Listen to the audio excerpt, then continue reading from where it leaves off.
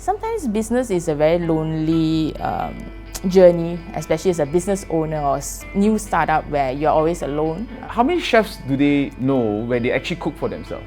Yeah, I have other businesses besides Cookhouse, like F&B and events. So the pandemic almost is like a reset button. But the thing is, I do it because for survival. Hi, I'm Susan, founder of Cookhouse Malaysia. At Cookhouse, we are building an ecosystem to provide shared facilities and resources for food businesses to grow their businesses, especially those who are tackling online and food delivery business. Sometimes business is a very lonely journey, especially as a business owner or new startup where you're always alone or maybe in your own kitchen or restaurant. So coming to a place where you meet other people who are fighting for the same thing, I think that drives one another to enjoy their work or their process or journey more. My name is Darren. I am a chef, a business owner of the Darren Group of restaurants, which is we have 3 right now, 2 in brick and mortar and 1 virtual actually. I've been cooking and running restaurants for close to 20 years. Started from humble beginnings. Everything comes with a reason on why we do things in life, and of which it all starts off with passion. It's still continuing with passion and the love of this trade craft.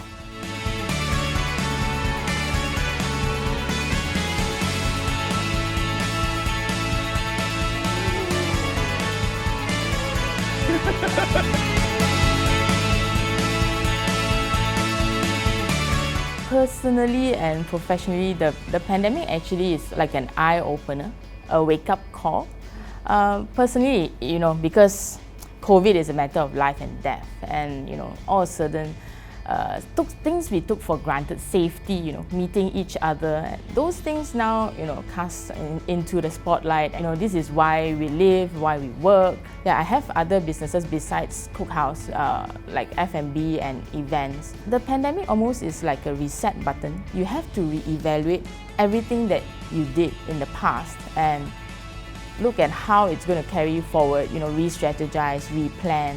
It was more of finding that bit of happiness in my soul, and I think I found that during this last MCO. At the end of the day, as I said, you spend so much time in a restaurant and you don't have much time for yourself. And during the MCO, I cooked a lot for myself. For your own self, you cook for yourself. How many chefs do they know where they actually cook for themselves? I finally found that happiness of letting go. It's a trade craft. It's a craft that you keep on practicing every single day and you just get it right. So at the point in time right now, for myself, in this pandemic, in this situation, very happy to provide the food that I put on the plates because that it's 100% me. That's who I am.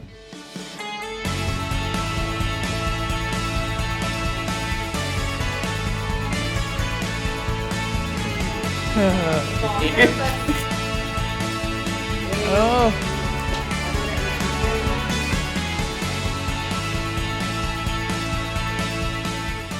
I think the pandemic definitely helped with the acceptance of cloud kitchens, because the pandemic actually, when it happened, a lot of people couldn't work in their normal industry. Maybe like entertainment industry was affected, events industry was affected.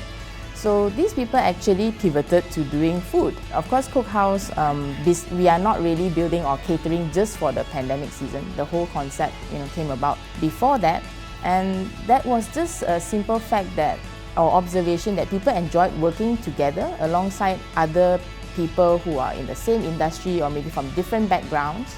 So getting inspired. Use the time to self-reflect a lot of things in myself. I take it as more of like a work sabbatical, which was granted because when you're running a restaurant, you're more or less, this is your second home.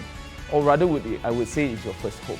You have also definitely taken a step up in your own restaurant, expanding the new concept in yes, dining. But the thing is, I do it because for survival.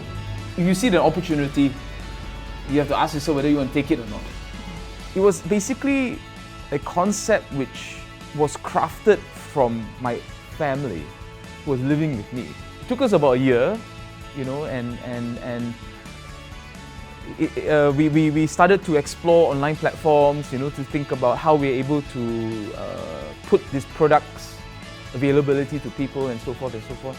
But eventually, you know, we got accredited with the media, and people got to know more about it. You know, it wasn't. I wanted to make it more into a business rather than it being just something that temporary that we wanted to do. The restaurant doesn't exist, yeah. It's called Guy by Darren, and at the end of the year, we will open a permanent residence because the restaurant needs that. Oh, whoa! I found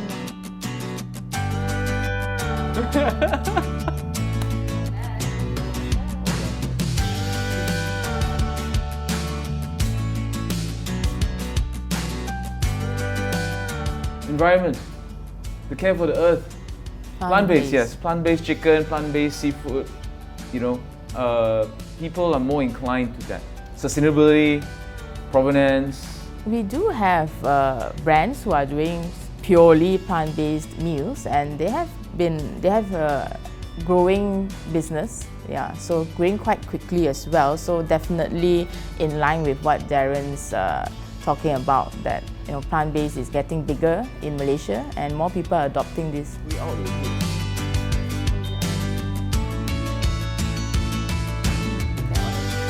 Wow!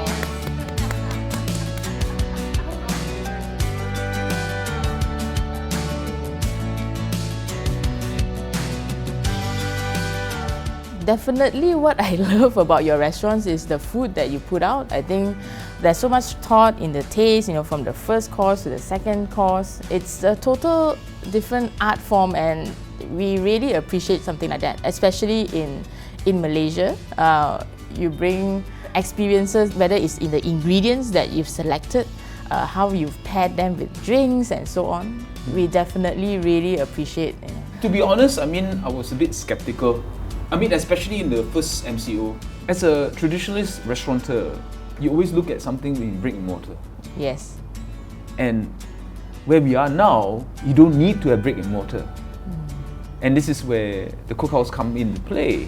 But as a business entrepreneur myself, what was really surprising was that, you know, a lot of businesses are shutting down, but your businesses started to expand during the pandemic.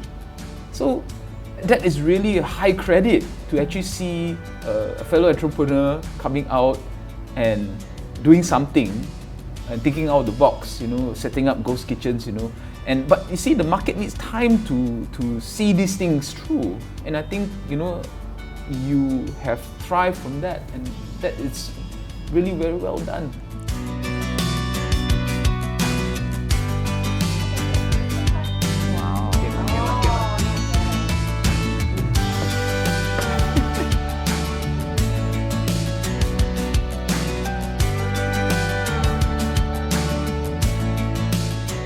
Where we are in right now, we are living real time.